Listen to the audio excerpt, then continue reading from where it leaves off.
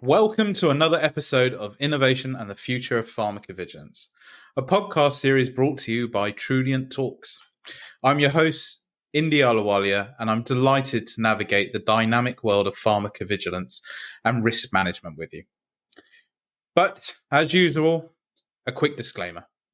The opinions expressed in this episode are solely those of the individual guest and do not necessarily reflect the official views of Trulient Consulting or their company. We're all about fostering insightful conversations here at Trulient Talks, and we want you to know that any product, vendor, or service mentioned does not imply an endorsement. If you're seeking professional advice for specific situations, we encourage you to go to our experts. Please remember, this podcast content is meant for informational and educational purposes only. Well, can you believe it? We're at season 3. Season 3 of this podcast. And today I am so excited that we have Richard Wolff, who is Vice President of Client Relations at RxLogix, as our guest speaker. Richard, thank you so much for being on this podcast. Treat to be here, Indy. Been looking forward to my invite. I know you have. So, Rich, I have to ask, how did you get into PV? This is the question that is usually going to get people's attention. So we've all got a little bit of a different story, I guess. I'll take you on a little ramble. It'll be not too long, Indy. But I'm liberal arts undergrad, MBA. Was an infantry officer for a little bit, and I spent 5 years with Accenture, working across a number of industries. And well, we had our third child. I was working at Johnson & Johnson, and this was enough for my wife to say, time to get off the road. And so this is how I ended up joining Johnson & Johnson, doing process work, process improvement, project management kind of stuff. I can still remember, the challenges that were faced at that time. Would work across IT. We had some challenges with video conferencing across the enterprise after 9/11. And these were kind of problems that I would end up being asked to help resolve in different ways. And then they had a safety system they had to roll out, and they had to engage safety officers around the world, and there were communication and change management challenges. So I said, well, I'll work on that problem, and then once that gets sorted out, then I'll move on. And I found it really fascinating. I'll be interested to hear a little bit about how you connected it first, but for me, it was an extraordinary experience because it didn't seem that hard. Information comes in, it goes into a database. People look at it at a high level to see if the benefit risk profile of the product's changed. They report it out where it needs to go in different ways. And so it shouldn't take that long to solve this problem and move on to the next thing. And yet, 22 years later, I think I'm still not bored. I'm still really enjoy working in this space. I will say, the thing that really drew me in was super people, extraordinary focus on patients, very smart people with best intentions. So it was really challenging to work in that space, and I think really hard problems, really complicated problems, which is what I love about it, for a very good reason. So you were doing all this sort of project work for J&J for a while, and then obviously the opportunity to go into PV comes about. And like you said, you thought it was a very simple in-out database sorted sort of situation. But did you at the time think it was just another project and you would just move on and It's a great question. I think, so I'll use a specific example that some older folks could probably relate to. That the challenge we were faced with was, can we just simply train folks across Johnson & Johnson on basic adverse event reporting, which by now everyone takes this course every time they join a pharma company. At that time, the question was, how are you going to train 100,000 people around the world, multinational company? And by the way, what do you train them on? Because it's can be fairly complicated, and yet you have to put it in simple enough language so that you can train folks in manufacturing sites, and they're not going to think that you're out of your mind, to be honest, Indy. And so, again, a fairly simple exercise, but when you try to roll it at a global level, it's challenging. And the further you get into it, the more you realize that it's for a good reason, right? It can be overdone, it can be overcomplicated, but at its essence, it's really important stuff. And we have to work to make it as simple as it can be without losing the really important scientific, detailed medical understanding of the issues that are at stake, because patients are at stake. And because you came out of, because you weren't necessarily in safety your whole career, did you find the people that you were working with slightly different to the rest of the pharma, well, J&J at the time? Yeah, and I think I found people who were very detailed in their understanding of the regulations, detailed in the way of thinking and working. So precision is really important. Make no mistakes. Firm in terms of what has to be done, because there's no appetite for error here, and passionate about doing it as well as they can. To be honest, and I think some who come in naive to safety will ask the question, why is it so complicated? Why do these folks make it so complicated? It doesn't have to be this complicated. And I think that's healthy, actually. I think that kind of perspective is useful in begging us to ask the question, well, we put this process in place 5 years ago because of a particular issue we were facing, and now it's been replicated. It creates calcification across the processes, and in some cases it's got to be continued and maintained. But in others, the problem has been resolved at a more systemic level. So some of those antiquated processes, I'll call them, can be left to the side. So how long were you at J&J in total? So 12 years, and the work there was really also, again, interesting and fascinating, because I had a chance to work on a process for aggregate reporting, for example, which took me in that direction for a little while. Reporting rules, optimizing the reporting rules in countries around the world.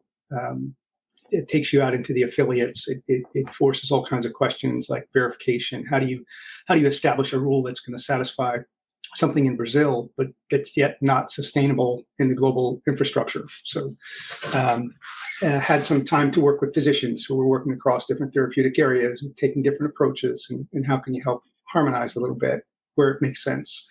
And then eventually into an operations role, which I really enjoyed that transition into operations, but it's a different game. It's 24 hours, any moment, inspection, audit observation, new business partner challenge, integrations, the different kinds of challenges, and different workforces around the world too, which also made it quite interesting. So the U.S. sort of pulls on nurses who are later in their career. The UK, they had established nice programs where folks were coming out of school with some education. As we went on, the Indian workforce was building up in a big way. Japan had still has very special requirements. And so all these different challenges in an operations role made that quite appealing. And this is really where I've spent the majority, I think, of my career over the past 10, 12 years. So you were in J&J for about 12 years, and about 5 years you were in PV, is that right? Or closer to 7.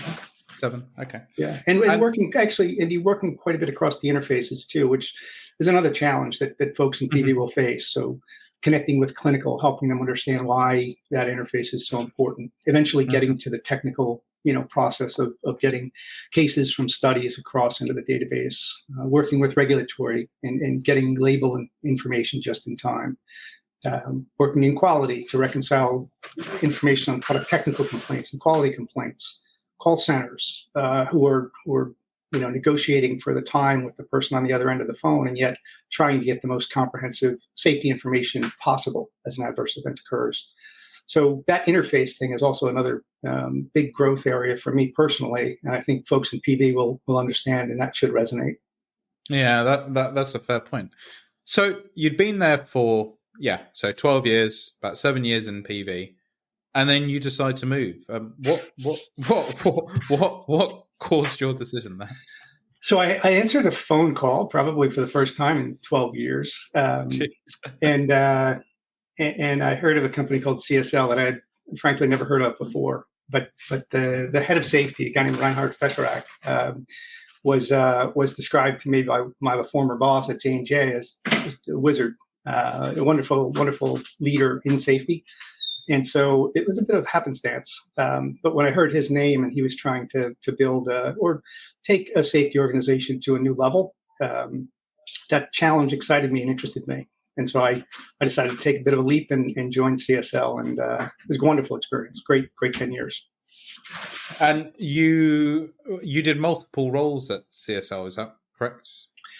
Did different roles. So mid-sized company, it's a little less structured, less siloed, more hats to wear. I did regions for a while initially, linking to the affiliates and safety officers around the world. Pretty quickly after pulled case management, medical evaluation, we had the products there are fairly unique and require a special interface with manufacturing sites. So there was a function there. And then, of course, there's business process and the financial management of the function and these kinds of things that all rolled up into operations. And so, had the opportunity as the company was growing to help build out capabilities in these respective areas. Was there a specific role that you enjoyed more than anything else between all these areas in PV that you actually worked in? I think that the area that was of greatest interest to me was, and I was lucky to have management leaders who appreciated the idea that there's a lot to do, especially in a small, growing to mid-sized or growing to large pharma organization. You can't do it all at once. You really have to sort of lay out a strategic roadmap that's informed by inspections, that's informed by acquisitions as you're going. But you really have to sort of lay it out, commit to where you're headed, and then build over time and bring the people along, to be honest. So I would say establishing, leading, building that roadmap, along with some great peers that I had in leadership teams, who understood the challenges in operations, but also had their own unique demands and expectations of operations. And so how do you roll out a new safety system, right? That's impacts the workforce pretty directly. And then you have some significant inspection observations, and how do you respond to those without reacting to those, as it were? So, you've got to be able to solve that problem. But I've lived in organizations where you shift this way and that, and it's frustrating. It's exhausting for the workforce. It doesn't build confidence that you know where you're headed. So, having a strategic, intention of where you're going, and then being nimble enough to take opportunities as they come. An inspection gives us a chance to sort of reset focus and generate resource required to establish new roles where they have outsourced case management without terrifying the workforce, right? So by putting people in roles that they can have oversight without giving them certainty that the jobs are all going away. Talking about gradually turning down the number of people in the company through attrition.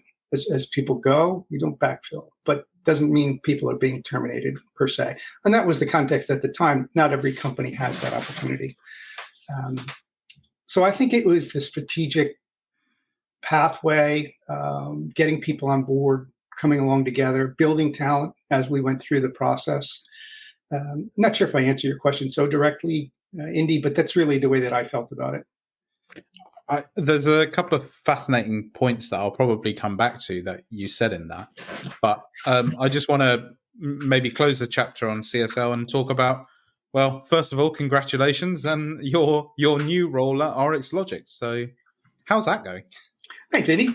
Well, I'm 3 weeks in, but so far so good. I'm really excited about this new role. Having left CSL a little while ago, it gave me some time to think about, sort of where's the best way for me to contribute here in the next chapter. I've known Raj for 15 years, have watched the focus the company has, watched the products they've built out over the years.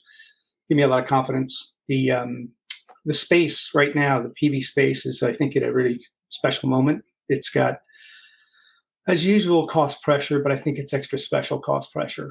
So if you step back from PV a little bit and just look at the mainstream media and talk about how people are not so happy with the paybacks on AI and the hype of AI. Well, it's fairly acute inside the safety organizations, and the expectations we'll talk about, I think, a little bit more. But that makes it, I think, an interesting time. And the relationship between the vendors and the pharma companies and the service providers is probably at the most dynamic space I've seen it in many years. I absolutely agree with you. I think I previously I'd always thought about my career that I missed out on the great 2012 E2B debacle. But it's surprising that I don't think a couple of years ago I would have, a couple of years ago, even maybe a bit further, thought about that. There'll be so many vendors in this space, so many innovative ideas coming out of nowhere. It's just been very, very surprising, but fascinating, especially for someone like me that likes to talk about these things. But I wanted to go back to a couple of points that you said, and I think they link to a bit more of a conversation. But the first one was you were talking about inspection findings being a reset for companies, and I find that interesting because at the moment I would say some of these regulatory agencies are struggling. And I would even put out there to say that maybe regulatory inspections are not really giving the opportunity for companies to reset, probably down to the fact that PV departments now are, 10, 15 times more complicated than they were before. Before it was like 3 departments. Now there's like 15 departments within a PV department. So how do you think companies currently and in the future, because I'm guessing this isn't going to be a quick change by regulatory agencies, how do you think that they can reset, as it were?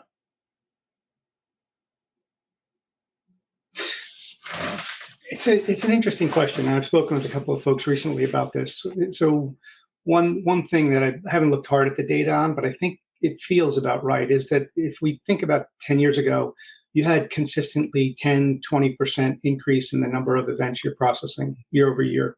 And everybody was experiencing it because awareness, because of, capabilities.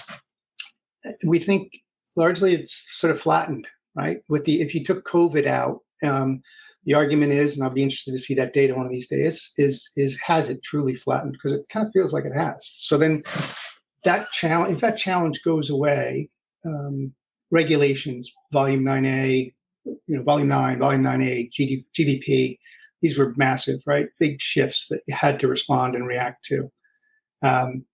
Inspection observations. People were more naive, right? So there were more findings. However, I think post-COVID, we still haven't seen as many and heard of as many as we would have before, which can be down to they're still coming out of the COVID. They're resource constrained. They don't have maybe the inspectors trained as well as they used to have. It can be a number of different reasons. Maybe companies have just gotten it so well that there's not a lot to find. I find that harder to believe, especially if we think about, some regulations as they continue to evolve here are gonna make shifts. The other observation was it seems sort of static, not that much changing. I also am not convinced. I think the EU AI Act is, while it's a little bit tangential, is one of the ones that people are going to have to take note of. I think to the degree that they're using that stuff, the combination products continues to be a topic of consideration for different companies, and I think that we may anticipate some more inspection observations that are discussed more broadly across industry over the years ahead here. But it's a good point. It's a good point, and I think your observation is correct. I have seen a couple just very recently, so it could be that trend is going to start to turn. Okay, but let me answer that other a little bit, because you asked the question: how do we reset if we don't have findings? The cost pressure is extraordinary. The expectations for some form of dropping that line item, especially in operations over the coming years, assume flat volume. I should expect to see a decrease in cost because of advancing technologies, because of the outsourcing, and that's not new pressure. It's just that it's been pressed so hard that should force some kind of reset. You're in a corner where you've got to do something fundamentally different in order to respond to that pressure. And that's fascinating, because the other point that I wanted to go back on was, you were talking about jobs going away due to attrition, and actually it conveniently sort of ties in with that. And obviously there's another piece as well, is that companies are driving down costs immensely, and there is a huge piece of the C-suite basically saying you must implement technology, because the assumption is that the technology will replace the jobs. And so in a weird simplified equation, similar to the whole data in to a database, data out, surely that's going to reduce all cost pressures, and jobs will be removed, and everything will be hunky dory, right? Well, I mean, that's the idea, right? That's the C-suite pressure that we talk about. It's not going away, and this is the conundrum that you think about. How can they do it? Well, I've discussed with the vendors, and in a vendor now, you have to start to live this in a different way. But they can only use the advancing technologies and some of this more cutting edge stuff to the degree that their most conservative customer is prepared to allow them to, right? So it's going to be difficult to expect that they will be the ones driving that down.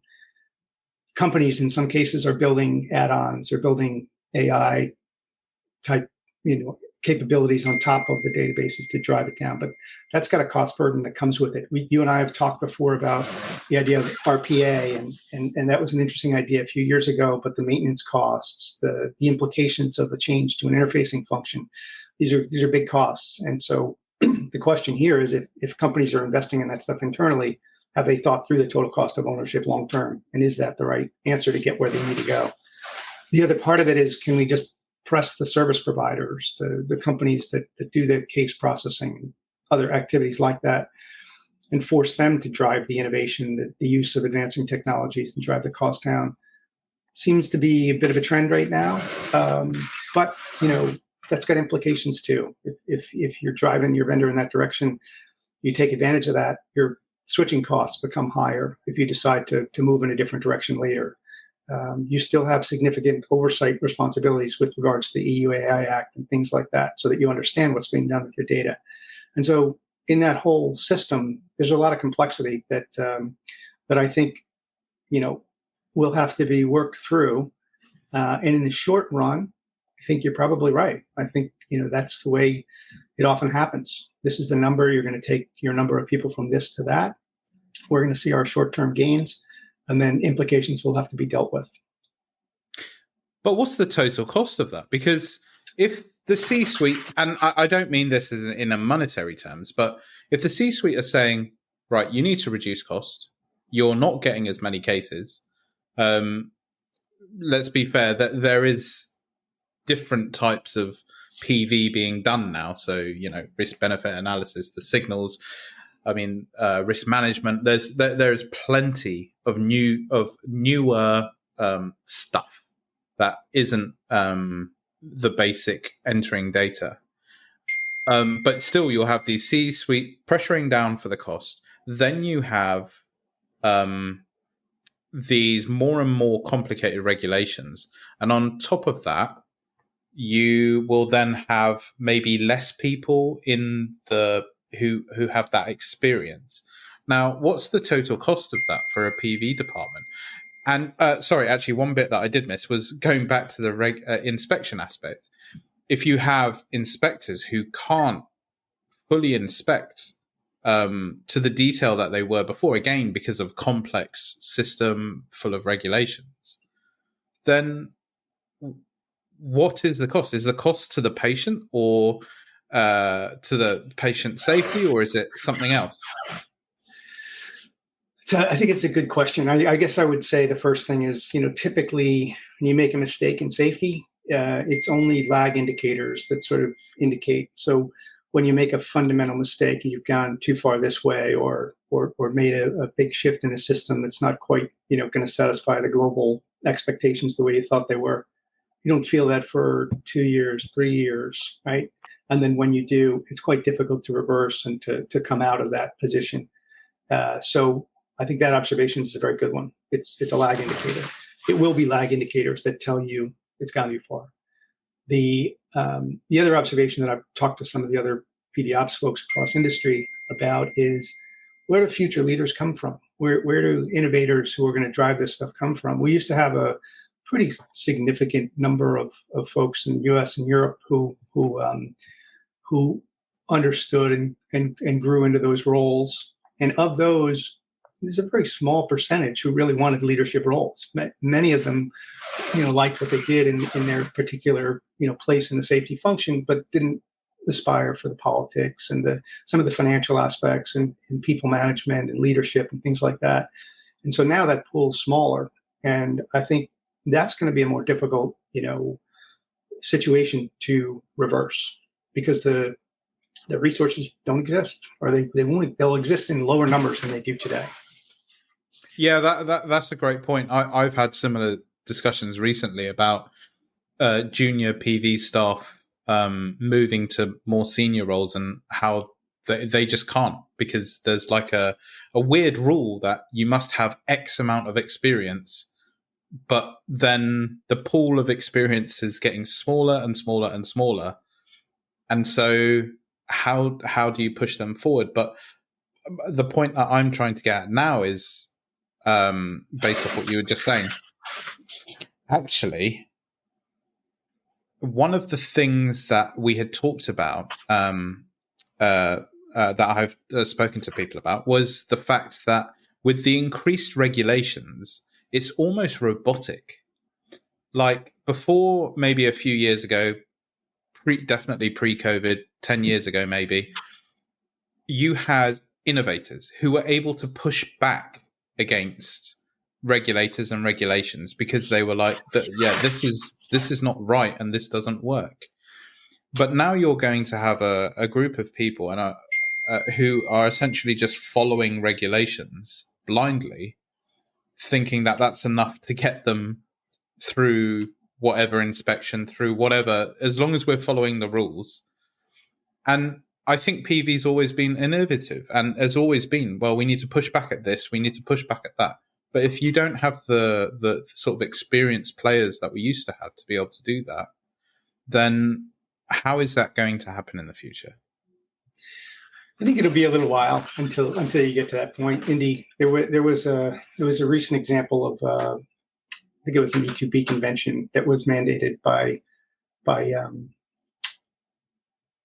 I don't remember the details of it, but it was mandated by one regulator, and the industry sort of went into uproar almost immediately, because if we were to comply with that, we would be breaching, local country requirements in every country in Europe. And so there were enough people and enough momentum to bring that argument back, and the regulators sort of backed off the position. So there's still a pool now. 5 years from now, there'll still be a pool. As you look further down the line, I think then you're going to have to start to ask the question, because I don't think that this need for patient safety is going to go away. I don't think that the way in which it's regulated differently in different countries and regions around the world is going to go away. And so that piece of complexity is going to have to be managed by folks operating in the multinational environment. And how about this need for innovation with AI that, again, is coming top down? Well, I don't think that pressure is going away. I just think that safety heads and heads of operations are going to have to respond to the question: what are you doing to demonstrate that you're leveraging the advancing technologies to drive our costs down? How that will be done, I think remains to be seen. Someone asked me to take a position on it the other day, and I don't know. I know what the current trend is, what people are trying to do by pressuring the service providers to drive this stuff in. I'm not sure if that's going to hold up or not. I know that I've just joined one of the companies that I think has a viable position, right, in this space, and there's not a whole lot. I know there are a lot of folks advancing on that, but there are probably 5 that I can think of, and I spoke with one of the heads of one of the others just yesterday. The question is, how many can the industry sustain? How many companies are going to take a risk on an unproven leader in this space? Right? How long until someone takes a risk on an unproven candidate and realizes the implications of getting that wrong? These are big questions, I think, Indy, and so I love the question, but I don't have the answer for it right now. I mean, I don't think we're going to have an answer for a significantly long time. I suspect the next 18 months is going to be fascinating, especially in the software world.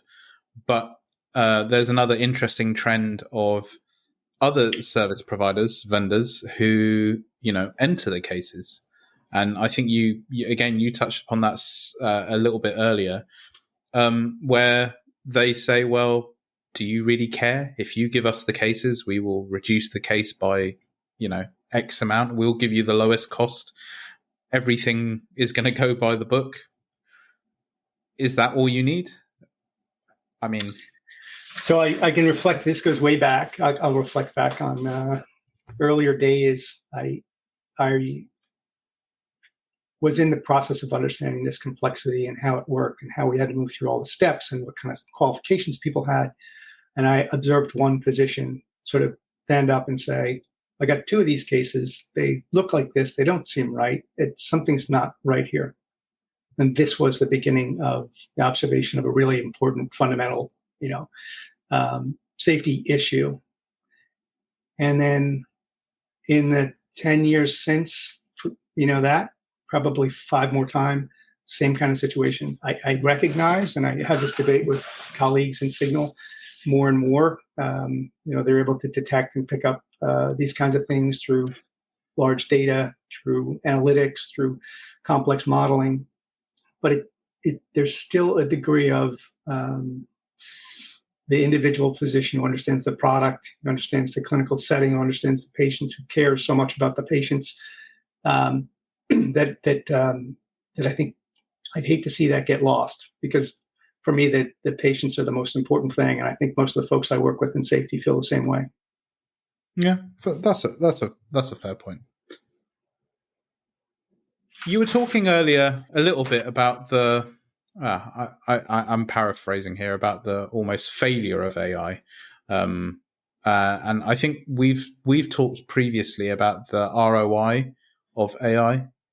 What are your thoughts on that? I mean, there have been, in the last 5-6 years, I think, 2 quite interesting AI alternatives that came about, which didn't quite work.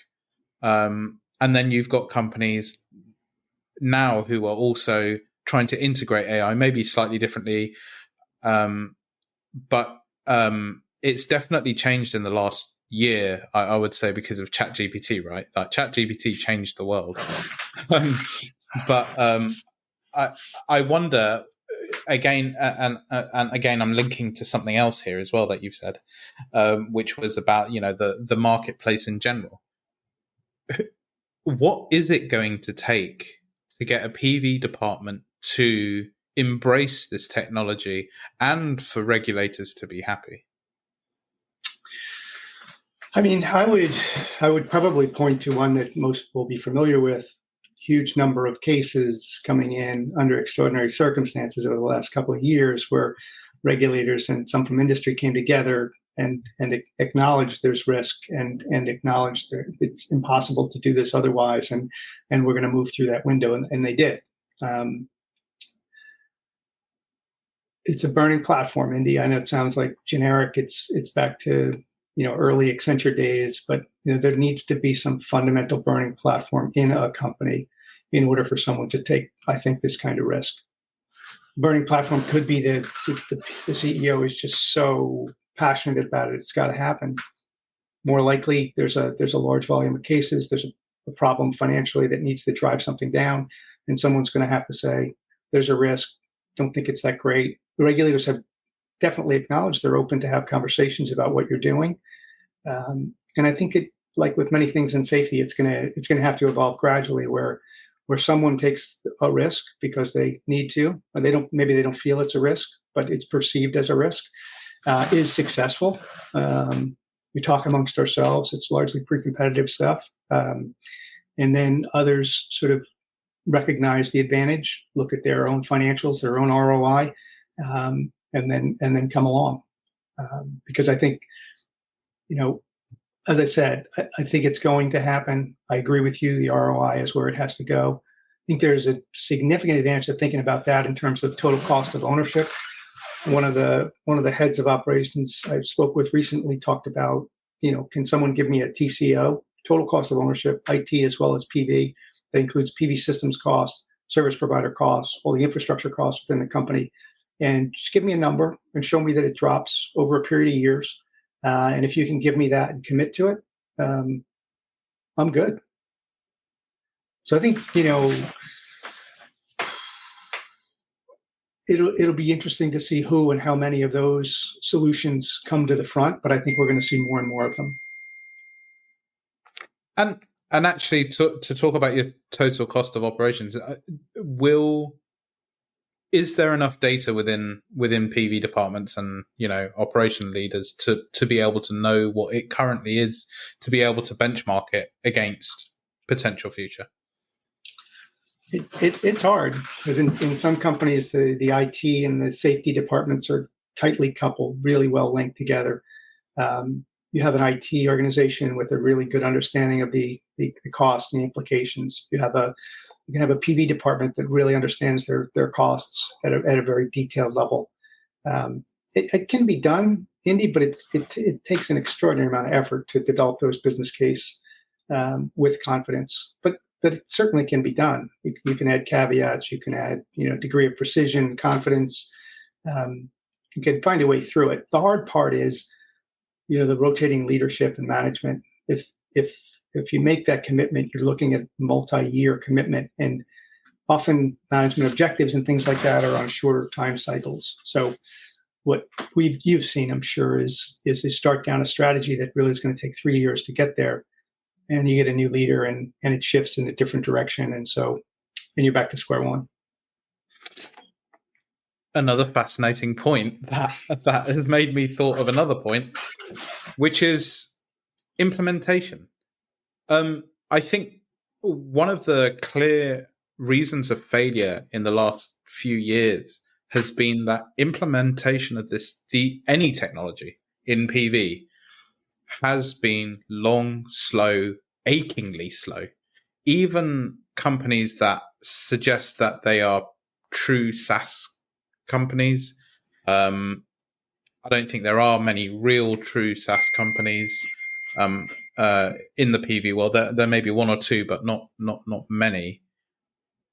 One of the biggest issues has been, if you're going to change, it's going to be a multi-year change. And to your point, maybe the failures were actually down to the fact there was regime changes, there were cost pressures, COVID suddenly turned up. But how do you think realistically in the next, let's say 18 months, that vendors like yourselves will be able to get clients onto systems at a quicker speed so that they're able to take advantage of these technologies? So I think here we have to separate a little bit. I think smaller firms, I'm seeing at least examples of really, really tight, extraordinarily short implementation windows. Makes sense. They don't have the scale. They don't have the calcification I mentioned earlier. The bigger companies, don't know, as well as I do, the bigger companies have got multiple different entities that have been folded together, safety conventions that have come from 30 years ago that are still impacting the quality of data in the systems. So, Short answer, yes. I think that smaller firms, less complex firms that are willing to understand that there's an industry standard that is satisfactory to a certain degree. That should be possible in these shorter time frames. Bigger companies is going to continue to be a challenge. Okay. And do you think the likes of using project management styles or ways of working like Agile are things that maybe PV departments should be picking up on, or do you think it's purely down to the vendor to be able to implement much quicker? Well, my experience has been that there's a project management oversight that the company really needs to step up and take quite seriously and manage. There's an accountability within the vendor. There's an accountability within the integration partner if you're using one.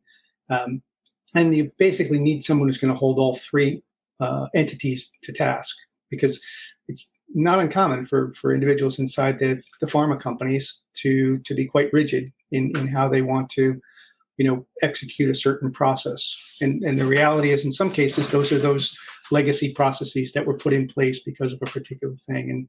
And so that you need some kind of project manager over the top of the whole thing that's absolutely holding vendors accountable, but also holding integration partners and also holding internal staff to task. And, I think if you do that, your chances of success for implementation are much greater than they would be otherwise. Yeah, I think that's a fair point. I think we've come towards the end of our conversation, and as we all know, on this podcast, we have a question that we must ask. Our podcast is called Innovation and the Future of Pharmacovigilance. So the question is to you, Mr. Wolff, what is the future of pharmacovigilance? What is next?